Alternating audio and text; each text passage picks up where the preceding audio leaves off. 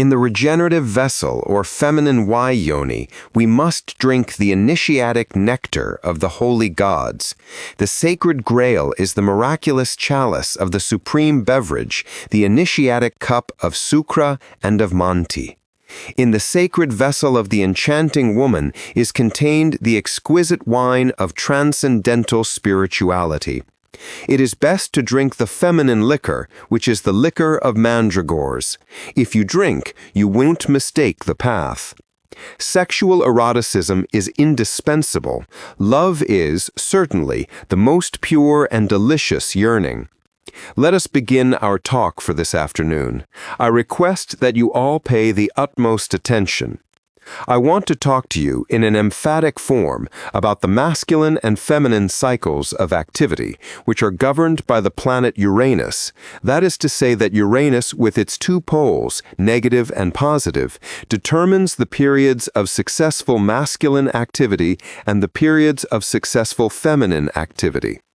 When the positive or masculine pole of Uranus faces the Sun, the masculine sex triumphs on the Earth's surface. These are the periods of piracy, the epics of Napoleon Bonaparte, etc., and also the epics of heroic deeds of independence.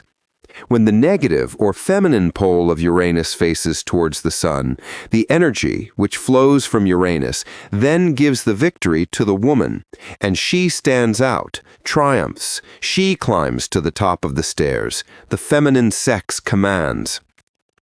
Remember the time of the Amazons. They had a magnificent epic. They raised temples everywhere dedicated to the moon goddess, sovereign lands governed by those of the feminine sex, etc.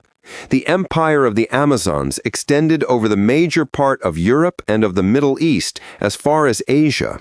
Those who exercised the priesthood, those who governed, those who formed part of the armed forces were the women. Nobody can deny that they established a powerful civilization. It is certain and absolute truth. Undoubtedly, there was some cruelty also. Young boys were deliberately disabled in some form or another so that they were unable to triumph later. Perhaps some they wounded in arm, some in a leg, or in some manner they would do some other injury to the body as to prevent them from exercising dominion later. We can't deny that this was cruel. However, this is how it was.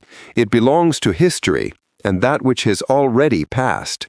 In war, the Amazons distinguished themselves extraordinarily.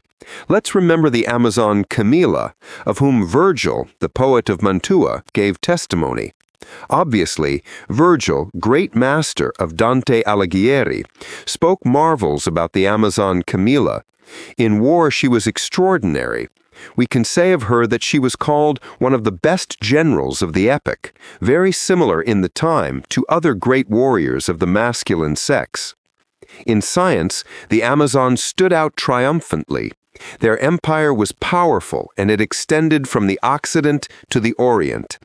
If much later that empire declined, if it decayed, this was precisely because of the sexual aspect. A certain group of Amazons reached Greece, and even though they isolated themselves for a while, they united sexually with different young Greeks, and from then on they changed their customs. Those Amazons, already changed, had an influence over the rest then over those Amazons who had established the empire, and little by little they lost their power, until the masculine sex predominated completely. And this was because their epoch had passed. There are 42 years of masculine activity, and 42 years of feminine activity. In these times in which we are, the feminine sex is dominating. This is your cycle of dominion, of command. Much later, when this cycle of 42 years is completed, a new period of dominion by the masculine sex will recommence. Now it is the turn of the feminine sex to carry the weight of command. We are unable to deny this, it is indubitable. In actuality, the woman commands. She asserts herself in science. She asserts herself in the world of commerce. She is assertive in the government. She asserts herself in religions. She asserts herself in the home. She is assertive in all areas. This is her time. Uranus directly governs the sexual glands. In the woman, it governs the activity of the ovaries. Therefore, there are 42 years of masculine dominance and 42 years of feminine dominance. The woman, obviously, is able to make use of this period for self-transformation if this is what she desires. This is the time of struggle for emancipation of women. My concept is in reality that the woman herself holds the scepter of power in this time which is within the feminine cycle of activity of Uranus. Considering these questions, it seems to me that the feminine sex has the right to dignification and transformation. The feminine sex must make use of the actual moment, that is, which Uranus is assisting, to take the utmost advantage of the vibrations of the planet Venus. The woman has the right to pass to a superior level of the being, and this is possible knowing how to love. Love is law, however, conscious love. Love is the sum total of wisdom. Thus spoke Hermes Trismegistus in his Emerald Tablet, the thrice great ibis god of Thoth. Love is the foundation of all that is, has been, and will be. The woman through love can not only transform herself, but is also able to transform others. In these times, it is amazing to know that some nations have already thought of sending precisely female committees to strive for universal peace. I have understood that the United Nations considers the peace problem to be a very difficult one and is thinking seriously of promoting a form of pro-peace propaganda by means of female committees. I believe simply that woman in these moments displaces the man and holds dominion, has complete command, and furthermore, the masculine sex is actually very degenerated. Then it is the woman who must regenerate the man. The state of degeneration of the man is undeniable, irrefutable, incontestable. It is the woman's turn to give a hand to the man, pick him up. If the man has actually lost power, it is due simply to his degeneration. The woman has then, in these times, an inescapable duty, which is that of helping to regenerate the man, and of fighting for universal peace. One of the most inquietudious problems of this time is the sexual problem. There is no doubt that sexology itself is fundamental for each civilization. The masculine sex, I repeat, finds itself in a state of involution, decadence. It has abused sex, and for this reason it has lost dominion over the earth, over the universe. The masculine sex functions in a decadent manner. When one studies the creative energy, the sexual energy, at the light of Sigmund Freud, for example, or of Jung or an Adler, or in the light of Sanskrit or Tibetans or Hindu tantras, or possibly the Yellow School of China, one is able to discover, with great surprise, that by means of the creative energy, the transformation of the human being is possible. The woman has perfect dominion over the organic biology of the man. For this reason, she is able to regenerate him. The woman must understand more the mysteries of sex. Previously, these mysteries were considered taboo or sinful and a cause of shame or to be hidden. Now, in cultured countries, sex is studied in the light of science. Freud gave such an example with his psychoanalysis. Adler, Jung, and other followers of Freud have demonstrated to the world the reality of Freudian theories. I consider it vital, then, to deal with this thorny point, this delicate matter related to transcendental sexology, which is the only thing which is able to transform the woman and the world. Obviously, the creative energy flows through all that is, in all that has been, and that will be. The creative energy permits the plants to reproduce by means of their pistils, etc., which vibrate and palpitate in the chalice of the flower. The creative energy enables the birds to reproduce, to form their young. The creative energy permits all species living in the immense sea to always reproduce incessantly. The said energy, like electricity, like magnetism, like the force of gravity, etc., is an energy which we must learn to transmute wisely. It is a fast energy, instantaneous energy, faster than the mind, much faster than the emotions, or that of any other organic movement. Many times it has happened to you women, on meeting, for example, a man, instantly, without knowing why, instinctively you know if you hit it off with the man or not, if he is able to serve as a compliment to you, if he is worthy of your feelings. But if in fact he is not an exact compliment, immediately no interest is awakened in you. And it is surprising to see the rapidity with which a woman is able to recognize a man and to know if this man is able to serve as a compliment in her life or not, and it appears in seconds, in fractions of a second, which demonstrates that the sexual sense is much more rapid, much faster than the force of the mind or that of the motor activity of the organism. In seconds, a woman is able to recognize if a man is able or not to serve as a complement in her life. This is because the creative energy flows to and fro, from one point to another. The electrosexual waves are very fast. The sexual center of a woman captures instinctively the reality of any man, and this is clear. There is nothing more mysterious than the sexual energy. Many times it speaks in the man. Due to this, although having a wife, these men do not feel plenitude, do not feel whole, do not feel unitotal with the woman. They feel something is missing. What normally happens in these cases is that in some drawing room or temple or street, the husband finds some woman and they hit it off at once. Unquestionably, he fails by committing adultery, but basically that which follows is that all parts of your being need a complement. Possibly in the new woman is found that which she did not have before, something which helps in the complement of each other. These are mysteries related to the sex and of which it is good to know. The life of all organic machine is in the creative energy, and our body is a machine. The ovaries in the woman are certainly prodigious, marvelous. A pair of nerve cords run from the ovaries to the brain and are coiled, this pair of cords, which are not completely physical, but in part we could say they are four-dimensional, ascend the sexual energy, strictly speaking, like a very subtle electric force towards the brain.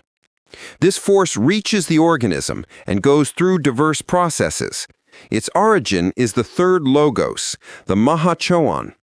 Indubitably, to speak in this time in Christian terminology, it could be said that such energy is divine, and that the third logos is that which we denominate the Holy Spirit. The force of the Holy Spirit is portentous. The entire universe would not be able to exist without this magnificent force. The seeds would not manage to germinate. The animals without this force would not reproduce. The trees would not give fruit. The entire universe would not live. It would not be able to exist. So then the force of the Holy Spirit, the prodigious energy of the third logos, is something worthy of being analyzed. There are schools which have dedicated themselves to such analysis. These schools exist in all of the Orient, and especially Tibetan Buddhist Tantrism. To understand and manage this electrosexual potential is indispensable when one wants to achieve a transformation.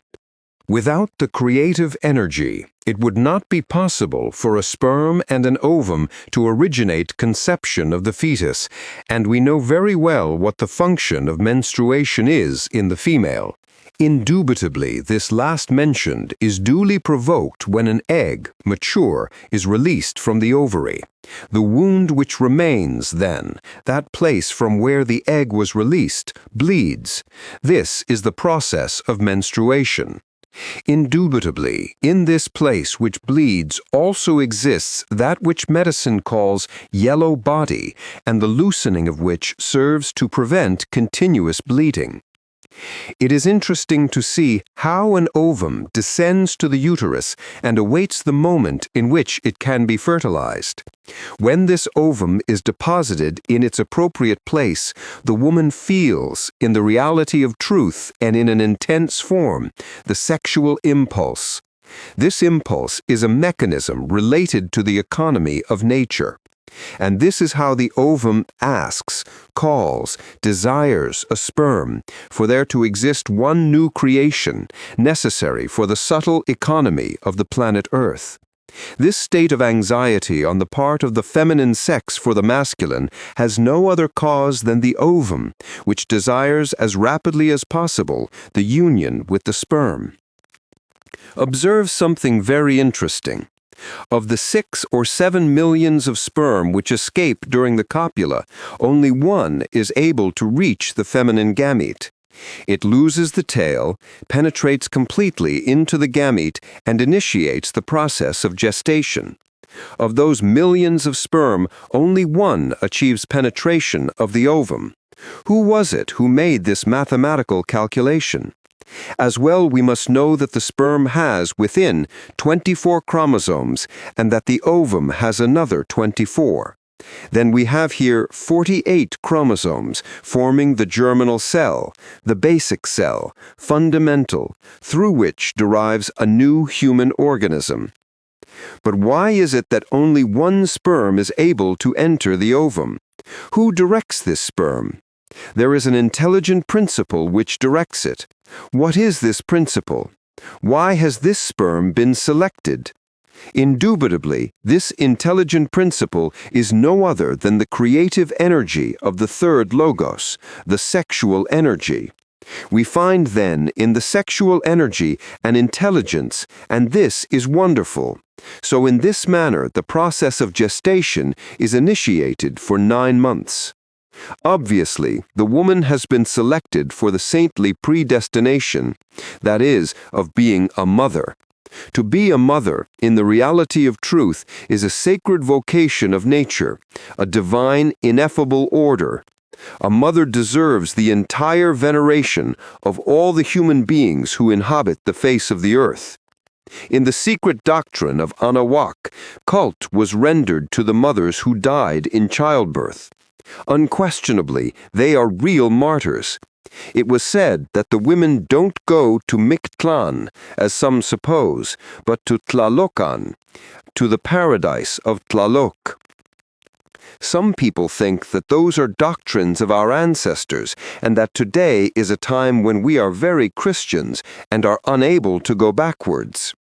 The crude reality of these facts is that these affirmations of the Nahuatl adepts or Zapotecs or Toltecs adepts reside in very solid bases.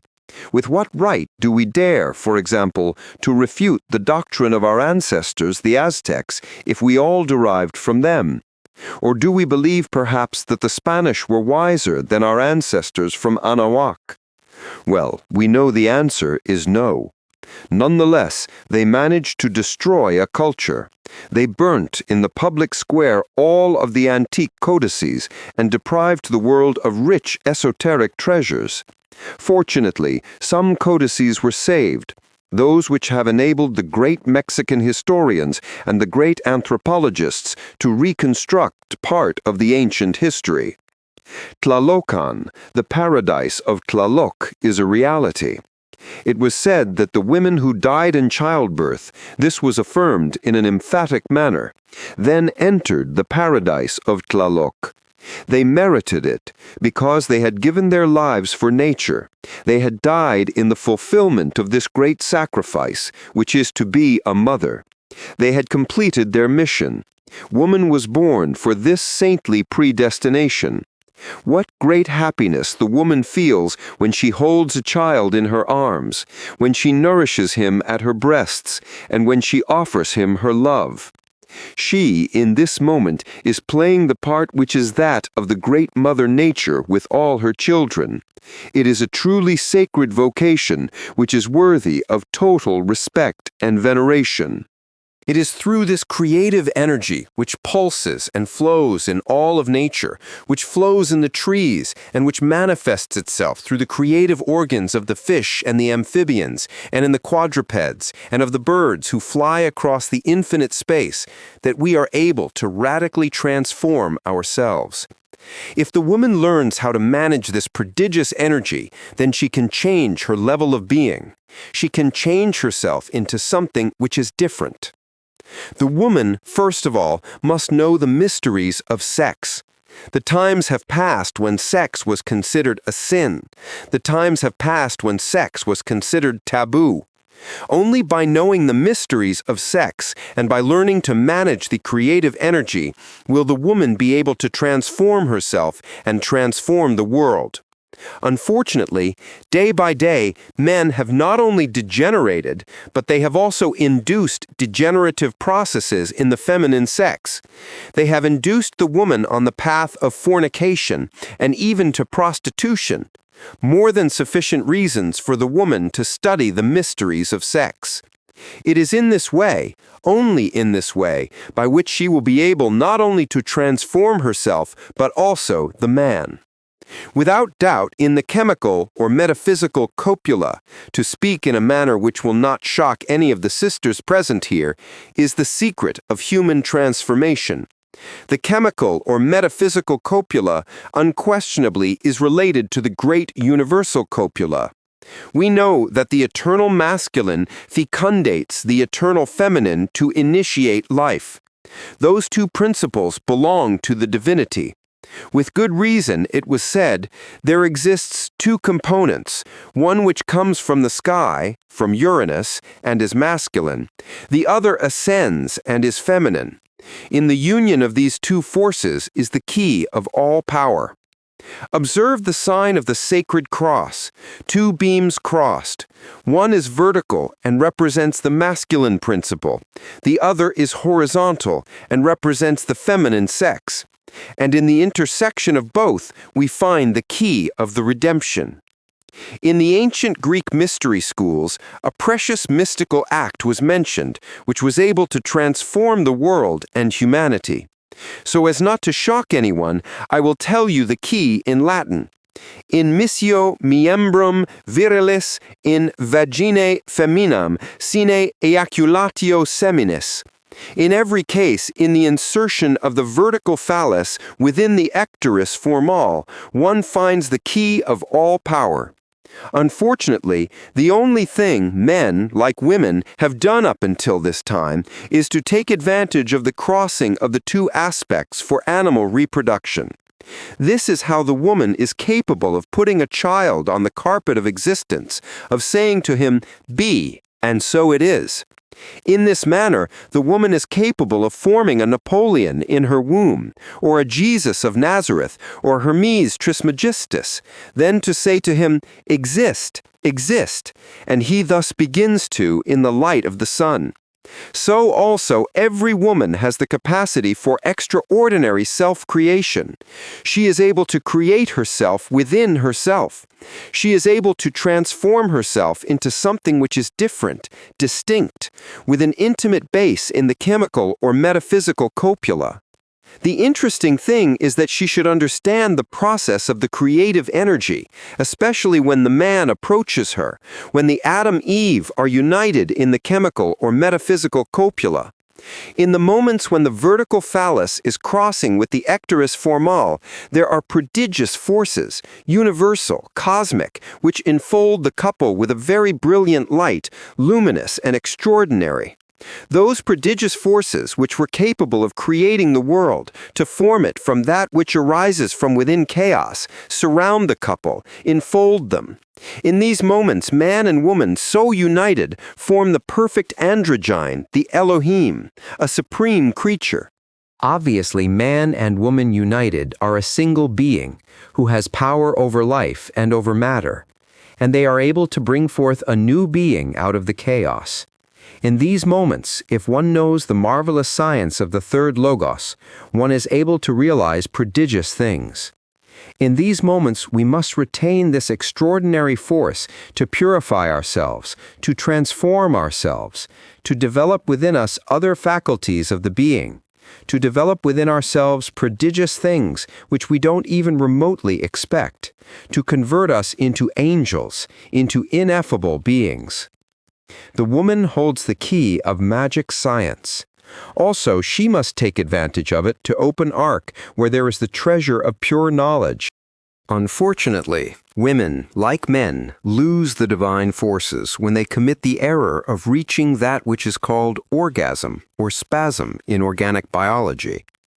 Furthermore, if the woman in these instances teaches the man the necessity of being continent, if, instead of reaching the final consummation of immense passion, she has the valor to restrain the animal impulse, to avoid that which in organic physiology or in biology is termed orgasm or spasm, he could retain those mystical forces of the third logos, of Moha Chowan, of the Hindustan Shiva.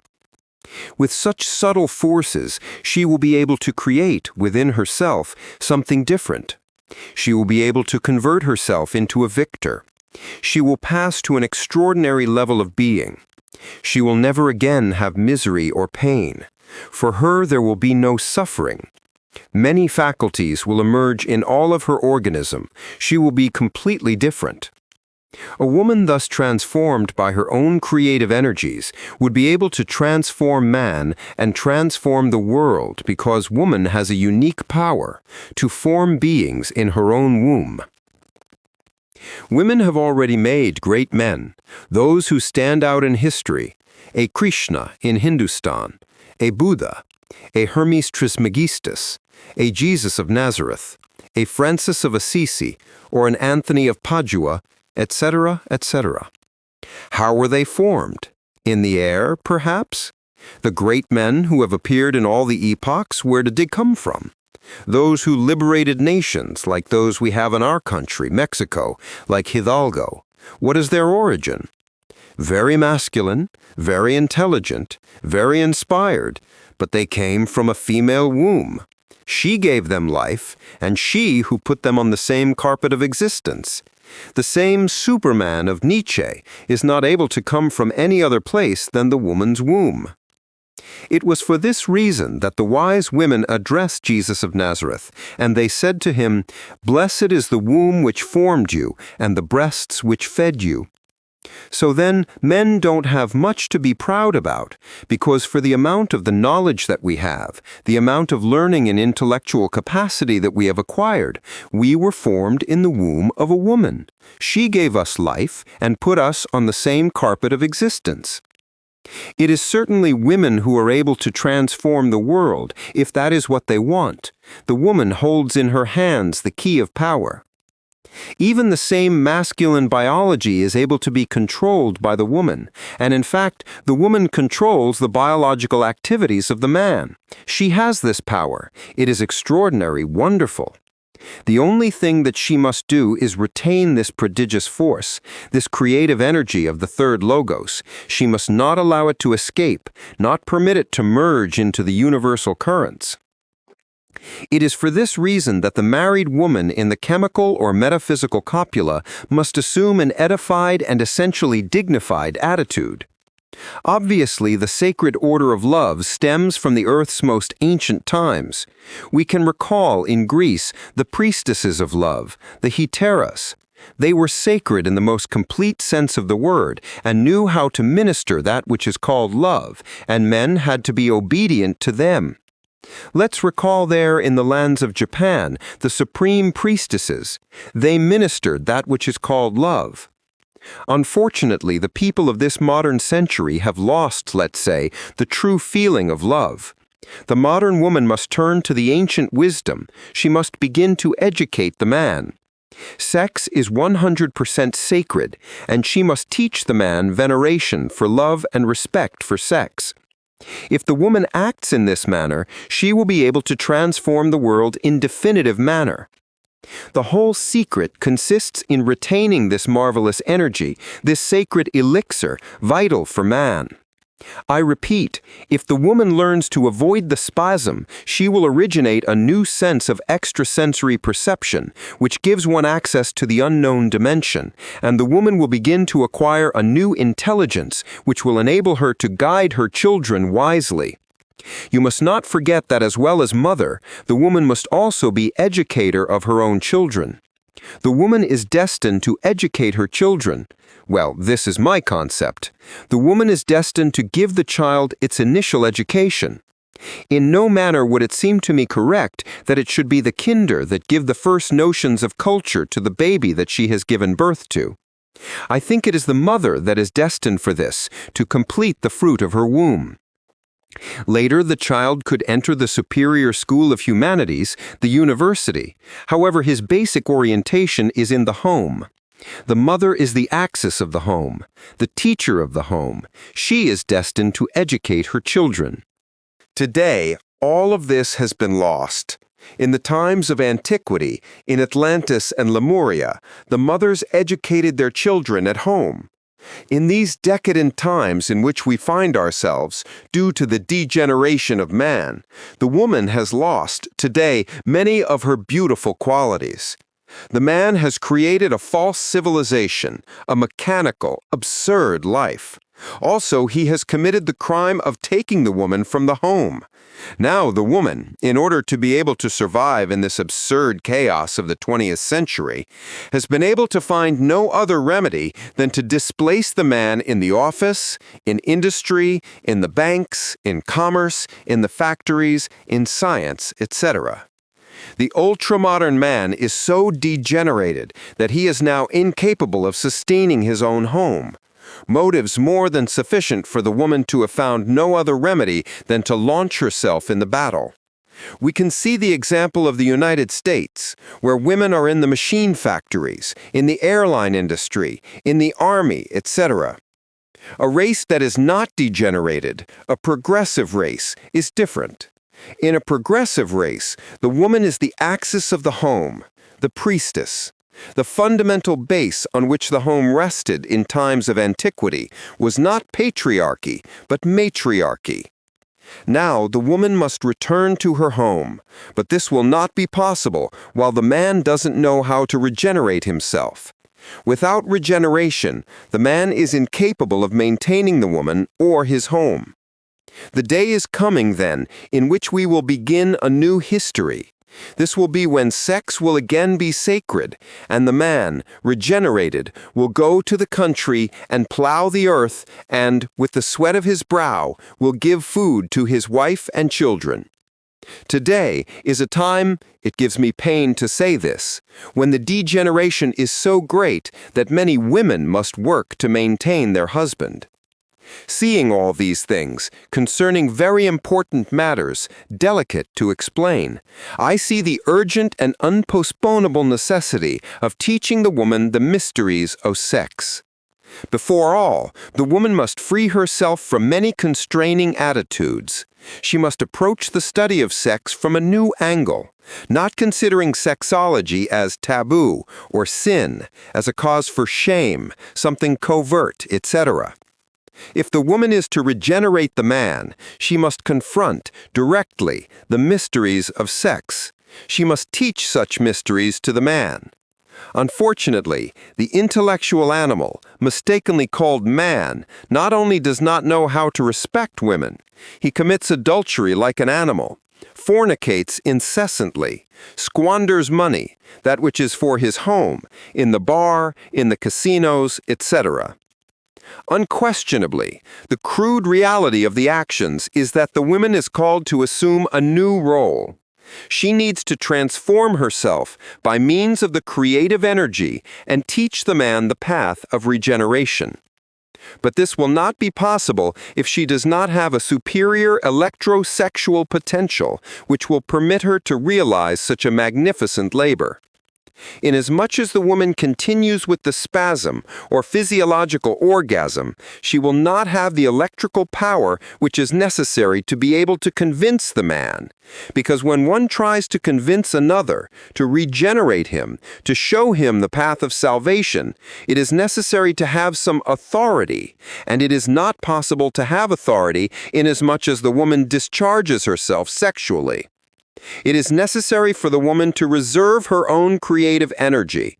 Only in this way will she be able to increase her electrical potential, so as to have sufficient force or authority to enable her to transform the man, take him from the bars, and teach him the path of responsibility, indicate to him the path of regeneration. Today, gathered with these Gnostic ladies, I want to say to them in an emphatic manner that this patriarchal headquarters of the Gnostic movement works for the human regeneration. All ladies are called to our curses, to our studies. They are invited with the purpose of working for a better world. It is worthwhile to reconsider not only biological matters, but also psychological ones related to the woman, the man, and the home. The woman must become a little more mature from the psychological point of view. Many ladies, for example, go all out to marry, and later the marriage fails. The woman must know which man she should choose, because he is a base for the rest of her life. One day, it's not important which, I went to the bank. I needed to change some checks. The cashier, very solicitous, attended to me. Further, what great pain I felt to realize how she looked me up and down so thoroughly to study my mere physical appearance. I returned a second time and found the same repetition. A third, and the same repetition, plus a strange flirtatiousness. What was she looking at in me? Perhaps my psychological state, my mental or spiritual aspect, or what? None of these. It was only mere flirtatiousness. By looking at the aspects of a face or a masculine body with the intention of choosing him later as possible husband, or at least as a suitor, it is 100% absurd. I was not able to feel less than great pain.